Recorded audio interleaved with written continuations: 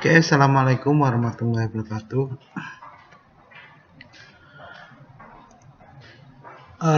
Pada pagi hari ini, selamat pagi, siang, sore, malam, dimanapun Anda berada. Pada pagi hari ini kita akan melaksanakan perkuliahan rangkaian listrik 1 ya. Ini melanjutkan pertemuan yang sebelumnya, yaitu pertemuan kedua dan ketiga. Pada kesempatan ini kita akan membahas tentang besaran dan satuan. Besaran dan satuan listrik. Apa itu besaran dan satuan? Nah, ini merupakan bagian dari materi di bab 1 ya, atau di poin yang pertama di pendahuluan tentang dasar-dasar dari kelistrikan. Nah, satuan-satuan internasional. Yang pertama, pada saat Anda sekolah dulu, baik di SMA, SMK maupun waktu mungkin SMP ya, sudah mendengar tentang besaran-besaran ini ya. Ada yang namanya panjang, massa, waktu, temperatur, dan seterusnya ya. Nah, dan di situ juga disimbolkan ya, kalau panjang itu di matematika disimbolkan L gitu ya, singkatannya meter. Kemudian kalau massa itu M, satuannya kilogram. Kemudian waktu itu adalah T, satuannya detik. Ini adalah satuan internasional atau standar ya, simbol-simbol ini. Jadi panjang itu bukan P tapi L ya. Sedangkan satuannya meter disingkat M. Oke. Nah, itu dinamakan satuan internasional atau SI yang merupakan standar penamaan dimanapun kita berada. Kalau kita menggunakan besaran panjang ya disingkat dengan L gitu ya. Masing-masing besaran atau simbol itu berbeda. Coba Anda lihat di sini tidak ada yang sama. Unik jadi. Kemudian gaya. Yang pertama yaitu gaya. Gaya atau dengan satuannya adalah Newton ya. Diambil dari nama Sir Isaac Newton. Dia lahir 1642 sampai dengan 1727, menyatakan bahwa 1 Newton adalah besarnya gaya yang memberikan percepatan 1 meter per second pada suatu benda yang masanya 1 kilogram, atau gaya itu F sama dengan M kali NA ya. Jadi massa kalikan percepatan itu adalah gaya.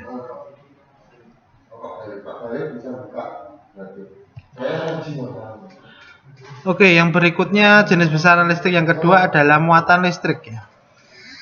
Muatan listrik itu mempunyai satuan Coulomb ya, yang diambil dari nama penemunya, penemu muatan listrik, yaitu Charles Augustin de Coulomb. Itu lahir 1736 ya, sampai meninggal 1806, yang menyatakan bahwa 1 Coulomb adalah jumlah muatan listrik yang melalui suatu titik dalam rangkaian yang diakibatkan oleh mengalirnya listrik sebesar 1 ampere selama 1 detik. Jadi kalau kita pahami di sini bahwa muatan itu adalah banyaknya arus listrik di dalam satuan waktu ya. Maka yang namanya muatan listrik bisa kita tuliskan persamaan seperti ini, bahwa Q itu adalah simbol dari muatan listrik adalah I ya, atau watt arus listrik dikalikan T. T-nya itu adalah waktu ya. Satuan, nah ini. Oke, kita lanjutkan. Yang berikutnya adalah arus listrik. Apabila dalam suatu bahan jika ada pengaruh dari luar ya, pengaruh dari luar itu misalkan diberi tekanan atau arus ya, atau diganggu di situ bahan itu, maka menyebabkan elektron-elektron bergerak satu arah. Nah, hal ini terjadi karena ada arus yang mengalir atau arus listrik yang mengalir. Sedangkan arah elektronnya itu pasti berlawanan dengan arah arus listrik ya. Nah, satuan arus listrik itu adalah ampere, itu diambil dari penemunya yaitu Andre Marie Ampere. Itu dia lahir 1775 ya. Yaitu menyatakan bahwa 1 ampere itu adalah jumlah muatan listrik dari 6,24 kali 10⁻18 elektronnya. Oke. Nah, ini rumus untuk mencari arus listrik ya. Jadi I sama dengan I per T. I adalah jumlah muatan, T adalah waktu ya. Yang kedua tegangan listrik ya. Tegangan listrik adalah ini ya, beda potensial antara dua buah titik intinya ya. Jadi pasti ada dua buah titik. Kalau misalkan tegangan AC itu pasti ada yang namanya fasa dengan netral ya. Lubangnya itu ada dua. Ya, itu ditemukan oleh ini ya, Alexander Volta itu tahun 1748 ya. Yaitu menyatakan bahwa 1 volt itu adalah perubahan energi ya, sebesar 1 joule yang dialami oleh 1 coulomb muatan listrik ya. Atau V-nya itu adalah W itu usaha tadi ya, atau energi dibagi dengan jumlah muatan. Yang berikutnya ini saya percepat aja, resistansi. Resistansi itu adalah atau di sini punya clue bahwa beda potensi yang diberikan pada ujung-ujung suatu konduktor listrik maka terjadi apabila ada benda ya diberikan atau konduktor, apabila ada konduktor di mana ujung-ujungnya diberi beda potensial, maka akan terjadilah penyaluran muatan listrik ya, atau dengan kata lain ada arus listrik yang akan mengalir di dalam penghantar tersebut. Ya, besarnya arus listrik itu berbanding lurus dengan beda potensial ya. Atau R itu sendiri adalah V per I ya. Oke. Nah, arus listrik resistansi itu satuannya adalah ohm ya, atau volt per ampere itu adalah ohm. Pernyataan ini lebih resistansi ini mempunyai satuan ohm ya. Kenapa ohm? Karena yang menemukan adalah George Simon Ohm. Jadi tahanan 1 ohm itu adalah besarnya tahanan yang menyebabkan mengalirnya arus sebesar 1 ampere pada kedua ujung tahanan tersebut ya. Atau di sini bisa pernyataan ini lebih dikenal dengan nama hukum ohm ya, bahwa I itu sama dengan V per R, atau V itu sama dengan I kalikan R ya. Dimana V itu satuannya volt, I ampere, dan R itu ohm ya. Yang berikutnya energi listrik ya, energi atau kapasitas untuk melakukan kerja. Jadi energi itu ya, satuannya joule ya. Itu kenapa joule ya, karena yang menemukan ada namanya joule ya, pada tahun 1818 ya.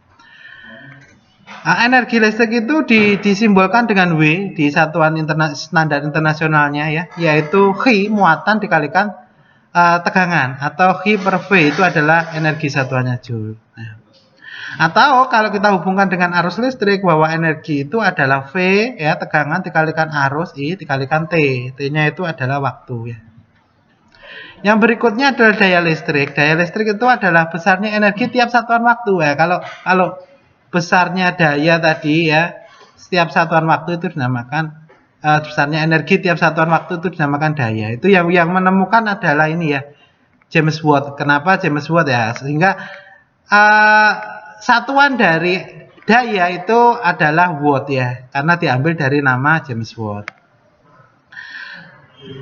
Oke, daya mungkin ya, kalau Anda dengar juga di beberapa peralatan listrik, kalau misalkan di